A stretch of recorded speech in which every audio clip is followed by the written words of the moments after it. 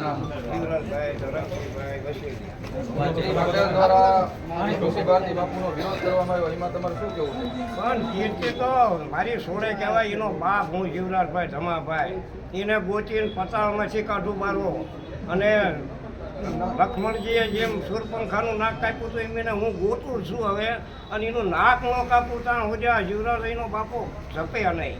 ભાઈ ભાઈ તમને કહું એને ગમે હું જોતો સુરત છે અમારા બે ભાઈઓને રહે, પણ મારી બેટા ચાવું મારી નીરી રહી હતી, નકર એને જાણીને પૂછ દેવાની.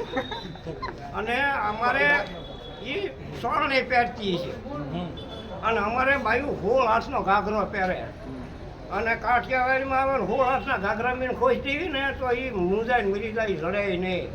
અમે ક્યારેક ક્યારેક ઘૂસાઈ જઈએ છીએ ઘાઘરામાં, તો એમાં એને ઘૂસાવી એમાં શું પણ, અને એ કઈ મોટી તારમાની દીકરી છે.